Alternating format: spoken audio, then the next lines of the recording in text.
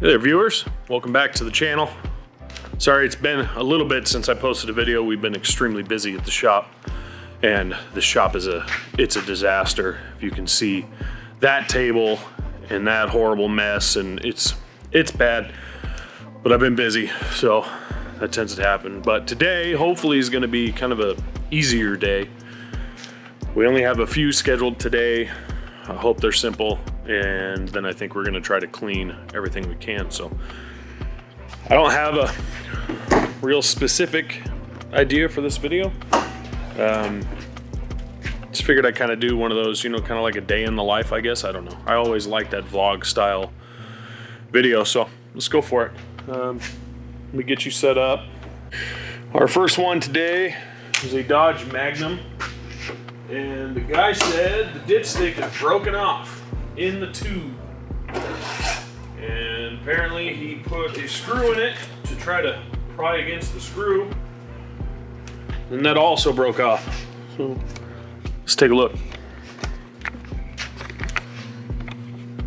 That looks like a busted dipstick right there. All right, so what do I want to do here? So, worst case scenario, we're gonna have to drop the pan and try to, you know, pop it out from the bottom. I really don't want to do that. I hope that's not what we have to do. Hopefully that's not what we have to do. So I think I'll grab a light. We'll see if we can dig that thing out of there. See an O-ring right here. Let's get this O-ring out of there. A little less stuff in our way. See if we can get lucky and just grab this thing with some needle nose, pull it out of there. He's got a screw in it. Just like that. Man, is that a good sign for a Friday? I hope so. I hope so. I had some reservations about how this job is gonna go. I'm glad to see that might be okay. Sweet. There's our broken dipstick, as you can see. A little screw in the end of it. He tried to put a screw in it so he'd have something to bite onto with some pliers, which is a good idea. I think he was fighting that little O-ring that was stuck in there. So see if we can get a new dipstick ordered up for this thing. And I'm gonna double check the books. He may have wanted an oil change on this, so we'll double check that. Go from there. So we gotta get some parts ordered up for this Dodge Magnum. So hopefully someone local's got a dipstick for it, but we never know. But yeah, I don't really have a specific purpose today. You know, I don't have any, you know, specific job where it's like, here's how you fix this. I just figured I'd try to do one of these vlog type style videos. Been so busy lately that it's hard to narrow down or take the time to record something. Today should be easy, judging by the dipstick job so far. Hopefully that continues. I've got a ton of shop cleanup to do. If I can get all that done, maybe I'll do like a tour of the shop, show everyone the shop. I don't know. I used to watch those videos all the time, so I know someone out there probably want to see it. So see if we can find some parts for this thing. All right, well, I just got off the phone with the customer. He does want to do an oil change. He also said, and I guess we kind of started everything with the dipstick. So he got a check engine light for low. He said he thinks it was low oil pressure, so he checked the oil and added some oil. That's when the dipstick broke. So he wanted me to take a look at that too. So we're gonna get the Verus hooked up here. What is this? It goes Dodge. Oh goodness, what year are you? I think you're in 05.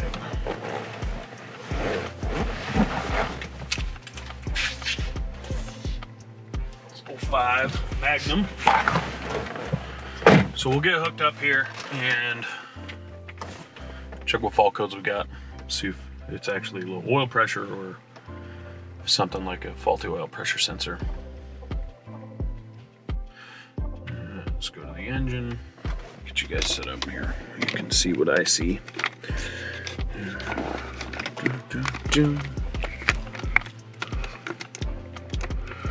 Okay, so we're under the engine. Go to codes only.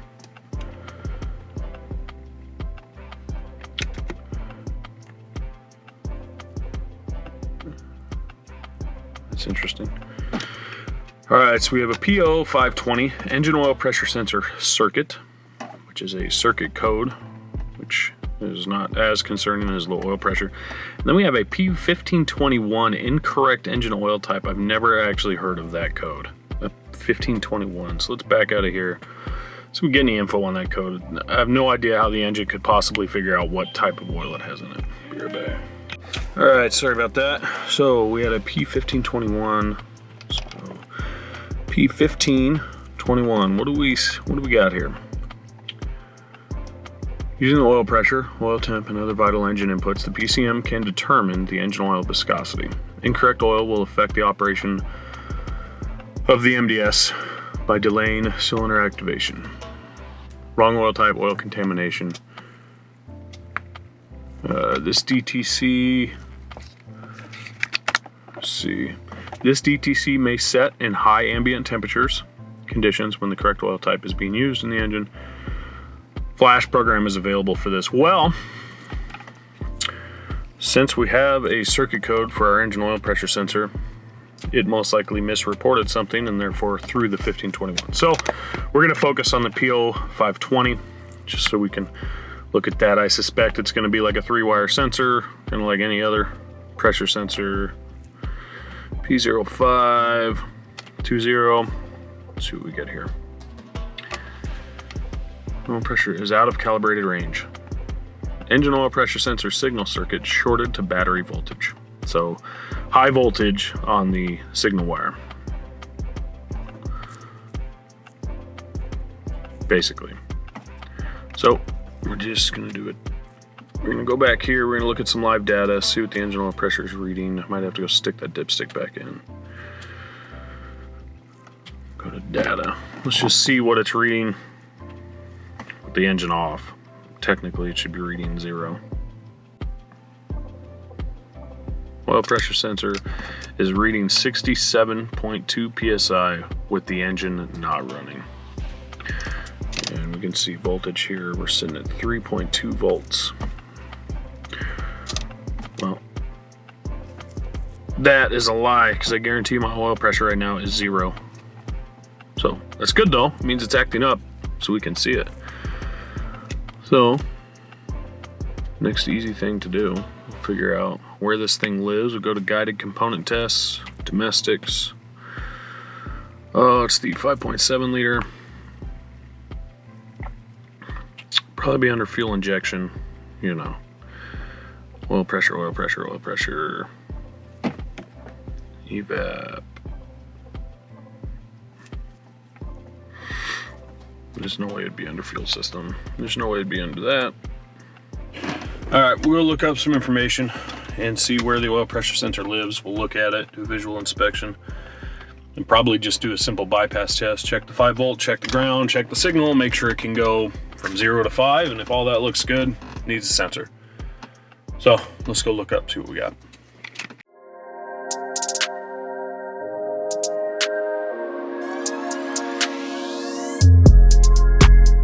Okay, so I found a wiring diagram for the sensor. They say it lives on the front right of the engine block, or front side, passenger side of the engine block.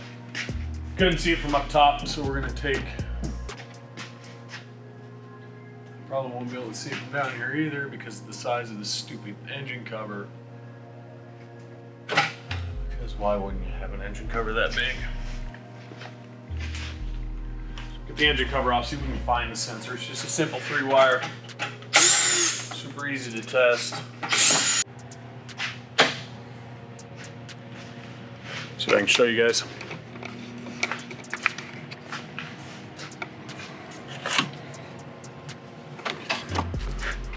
Just to the right of that alternator. See some wires tucked up in there. That's the oil pressure sensor for this. Pretty simple operation. It's got a 5 volt reference, a ground, and a signal wire. We know right now it's sitting at 3-something volts, so I've already looked at it, it looks okay. I'm going to unplug it. Let me think. I need to lower the car, turn the key on, so we get the scan tool hooked back up. We'll unplug the sensor, see what it goes to open circuit, it may have a bias voltage on it when I unplug it. Regardless, we'll check the signal wire itself, make sure it'll go from 0 to 5 volts. Then we'll check the 5 volt reference, we'll check the ground. If they're all good, it needs a sensor. So let me get it lowered down. Okay, finally got it unplugged. I wrote down what our wires are supposed to be. You can see that our pink and yellow wires are 5 volt. Our violet and gray is our signal.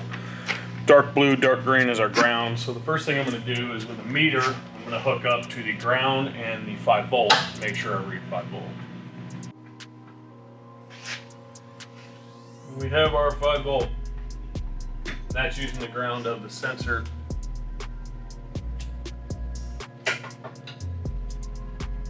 Which verifies both wires.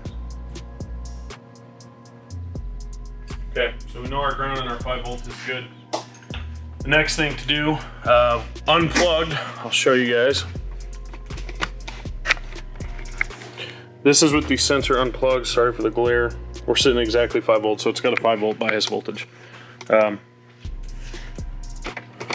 So just to verify, we're not shorted to battery voltage, but obviously we're not because we were at 3 volts earlier.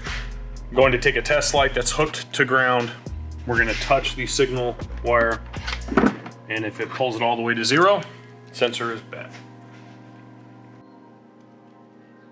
Somewhere in there. Yep. So remove ground, back up to 5, ground, 5, ground, 5.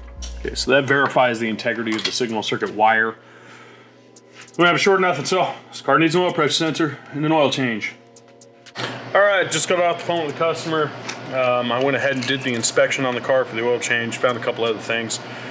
But he gave the okay for the oil pressure sensor. Both the outer tie rod ends, the driver's side has play, but both of them, the boots are blown out. So we're gonna do those, an air filter, oil change, oil pressure sensor, the dipstick. The list goes on and on. So I'll be waiting on parts for a little bit. So I think I'm gonna get the oil out of this, let it drain, and try to pick up this cluster of a shop. So let's do it.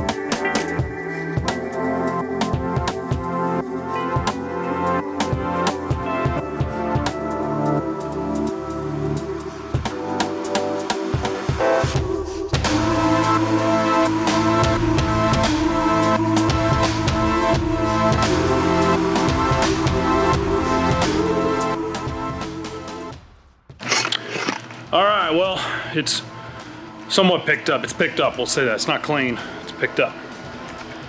That's what I would consider it to be usable at this point, because earlier today it was not usable. As you can see, I need to sweep and whatever. I had stock orders from a week ago I hadn't put away yet. So I put them away, and I'm even lower than I thought because I still haven't done this week's stock order. But we got our oil pressure sensor for that. A couple other things. Our other job hasn't shown up yet. It may or may not show up today. That's a core for a transmission. We just put a reman transmission in a 2002 F-150. We got that one all done yesterday. Yeah, that's it. So it's just about lunchtime. So I think we'll go eat some lunch. By the time we're done with that, our parts should be here. Get that thing going again. But it's Friday and I'm tired and I don't have a lot of motivation to fix this car, but I'm going to. I just don't want to. So, be right back. All right, it's been a little bit. I got the oil change done on this car. Here's the old, that's the new. Here's the old oil pressure sensor. We got that out of there. Just have to use a deep, what is this, 1/16" socket. It's kind of a lot of oil pressure sensors are like this. They're not a straight hex, like some 8-point goofy thing. Oh goodness, I have an oil pressure socket, but it's not deep enough for this one. So we'll see if we can get this thing fed back up in there, put all this together. All right.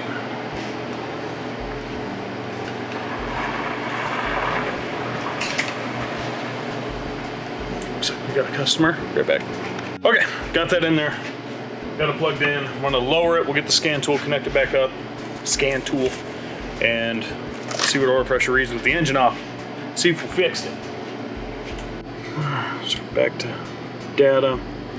I believe it was under engine.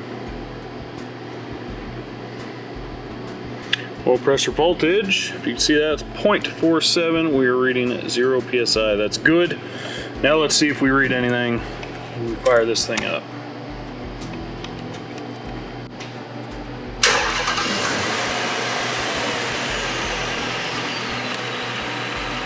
.51 psi, 2.5 volts. That's good. It's not leaking. All right, how long has it been? I don't know. Phone calls and everything else. Hopefully you guys are kind of just getting the gist of what it's normally like. I'm not showing you the phone calls or the quotes or any of that. That's a lot of it. But we got the oil change done. We got the oil pressure sensor fixed. We got the new dipstick in. I got that put in. So now all we got left on this one is the outer tie rods. The customer will take it down to get it aligned and we are done with this one. We'll go pull another one in. So I'll show you what we're dealing with the tie rods. So this side doesn't have any play in it, but it's really dark. See how the boot's blown out there? So they're greasable. They're not factory. Factory tie rod ends generally aren't greasable. These ones are. They've obviously been changed before. They just haven't been greased. So start, break these loose. Little tip if you're doing tie rod ends is break the nut, the jam nut loose before you unbolt it from the knuckle. That way it holds it for you. Just grab a socket. That'll fit that.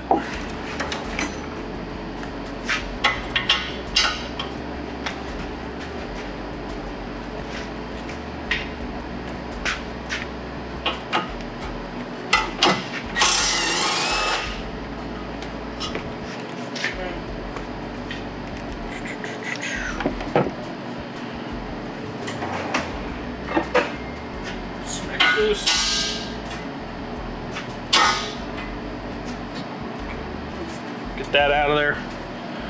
Now, I don't have an alignment rack. My shop's actually not big enough for one. I'd like to someday, but it's not on the very top of the list. So generally I send my alignments either, sometimes I'll take them down to a local tire shop, have them do it, or the customer will just take it themselves. So we'll try to get it as close as we can. What I'm gonna do is count the turns, taking this tie rod end off, and we'll just spin the new one on the same amount of turns.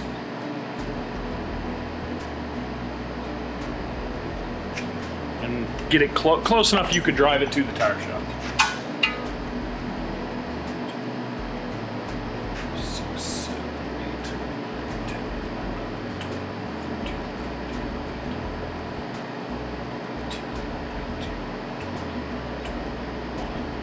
21 and a half. Get you a better view of that. Boots all. It's bad. 21 and a half turns. Let me go grab the new tie rod in. About right there. Get back in this steering knuckle. Let me get you a better angle. I gotta try to do better about these camera angles.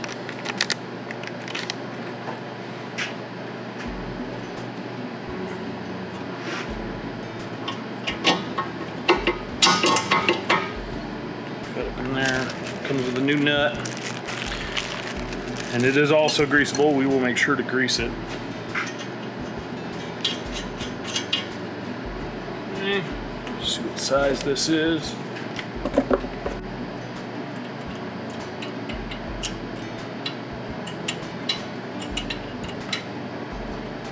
Okay, grease it in there. Jam this tight, throw some grease in this thing.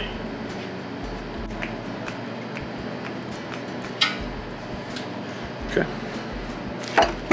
that's it. Tie rods, outer tie rods, pretty simple. When they come off, sometimes they can be stuck. So you fight it a bunch. Throw the wheel back on, you know?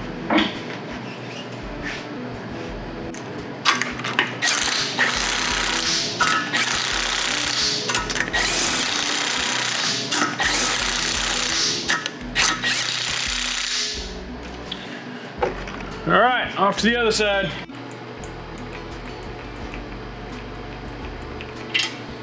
Just like that. Tighten up this jam nut, put the tire on, kick this thing out the door.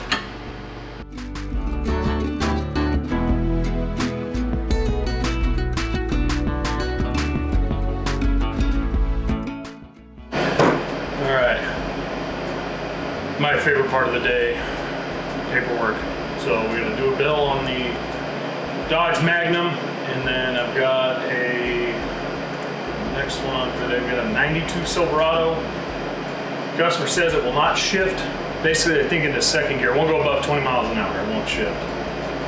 So we'll go grab that after this and take it for a spin down the road and see what we see. All right, let's go grab this puppy. See how she is running. It's one jacked up Blazer. That's the F-150 that got the new transmission put in it. And this is our baby here. Older Chevys, 2 keys, 1 door key, 1 ignition key. See what we got. I'm trying not to show any personal customer info if we can avoid it. Get you guys set up here. I'm gonna strap you in with the seat belt. Well, let's just fire it up. See what she sounds like. Brake pedal goes all the way to the floor. All the way to the floor. Goodness, the brakes even work.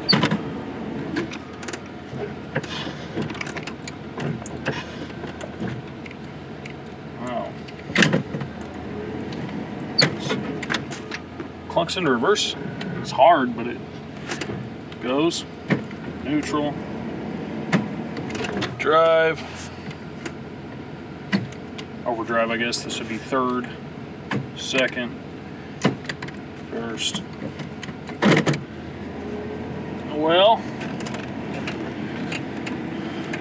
if it wasn't 100 degrees outside, I would not roll this window down. There's a chance that I'm gonna come back up, but it's 100 degrees. This truck's been sitting in that heat all day, so. Just noticed the brake light is on. The brakes go all the way to the floor. The brake light's on, but the parking brake's not set, so. I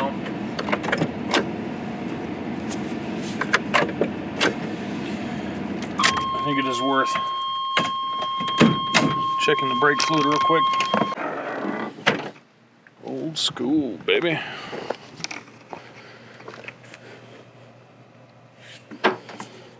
Plastic's all yellowed, you can't even see through it.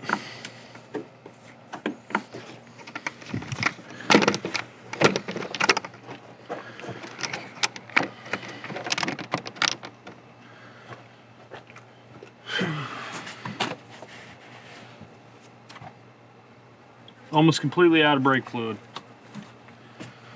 They didn't complain of the brakes. Their only complaint was it was shifting funny, what they said.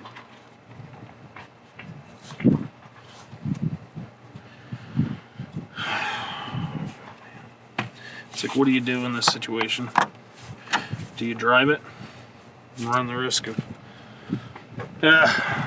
goodness. oil. Let's see if we can. Oh, there's a wasp nest somewhere on it. See if we can at least just run it around the parking lot. Hang on, folks.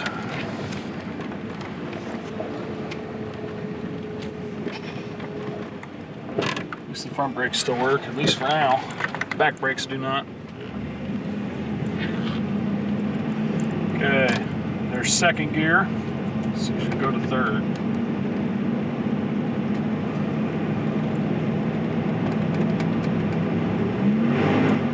Oh, she doesn't do anything. So second gear is good. As soon as it tries to shift to third, there, you rev it up, nothing happens.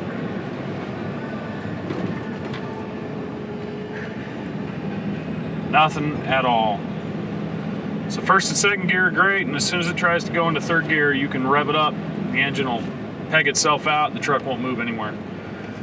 So what does that mean? Does it mean that third gear is burned out of it and it's slipping? Does it mean that we got a faulty solenoid that's not opening? Does it mean we got a torque converter problem? Could be all the above, but what I didn't realize, this is a 92 Silverado, so it's old. It's 18 years old at this, no, 28 years old at this point. It has 320,000 miles on it. So realistically, regardless of what's wrong in the transmission, quoting a transmission, I mean, there's no sense in digging into this transmission. Now, I've been told, if I remember correctly, the transmission of this truck's been replaced a few times. Yeah, right there on. I have to basically keep this thing in second gear.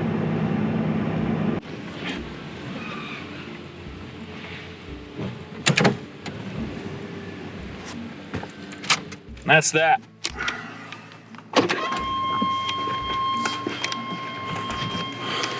Well, I'll say this, for 320,000 miles, the engine in it actually seems to run pretty good. But 320,000 miles, your tranny it hits third gear, and I don't know. Normally when a tranny slips, you can feel like a shudder. This one, it doesn't do anything. It's like you popped it in a neutral when it hits third. I guess I should do my due diligence real quick. The customer told me that they checked the transmission fluid and it was good. But just for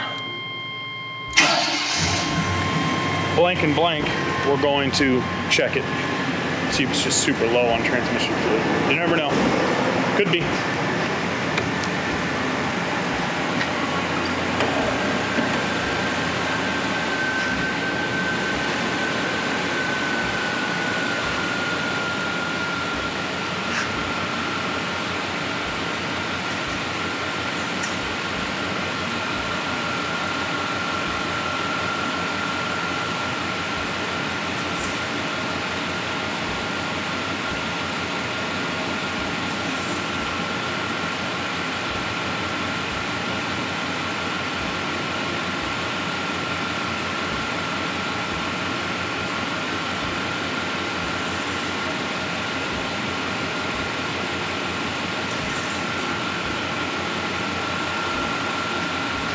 As you can see, there is transmission fluid. It's actually over full, but I wouldn't keep it from doing what it's doing right now.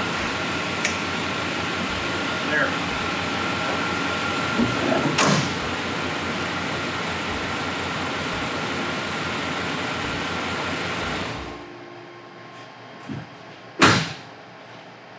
That's about as far as I think it's worth going on this truck.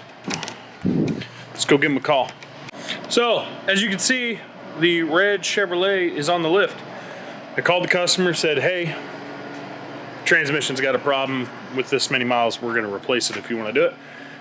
And then told him his brakes don't work and, you know, could be some pretty serious money in this truck.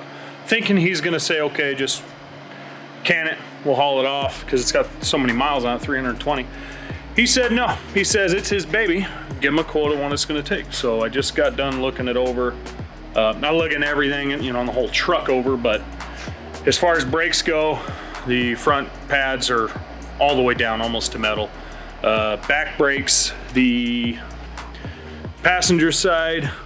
Let's see if I can get you a shot of that. Passenger side drum brake. I have to get a light. So all I did was pull the rubber plug out. I don't know if you're gonna be able to see in there.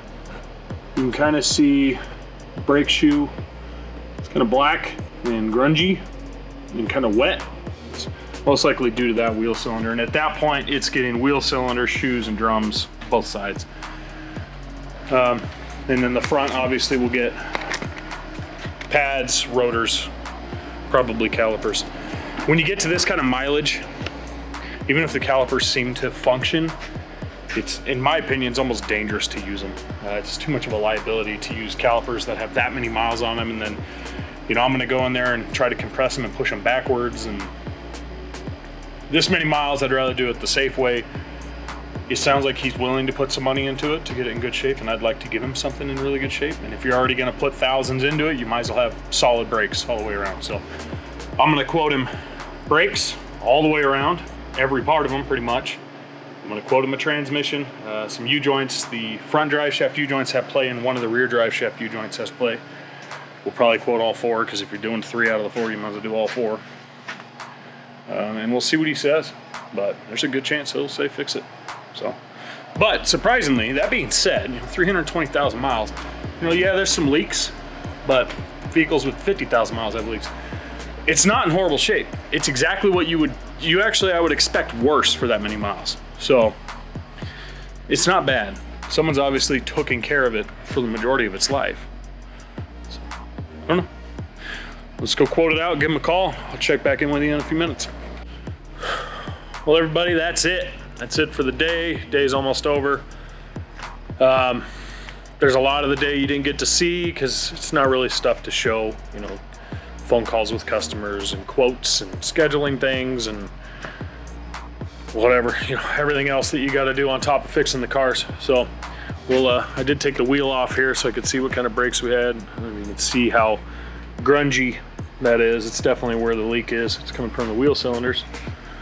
But I got a quote into this guy, gave him a call. It's a pretty big quote, and he sounds like he may want to fix it. So if he does, that'd be great. Maybe make a couple videos on that. Yeah, I think that's it. So I don't know if anyone's gonna get anything out of this video or not. I'm gonna make it anyways because it's kind of fun to make. So that's kind of a typical day. Everything I did, and then add about 50 interruptions and 100 phone calls, and that's about a normal day. So if you guys liked it, hit that subscribe button, give it a like, leave me a comment. Yeah, so see if we can find something else to do. Thanks.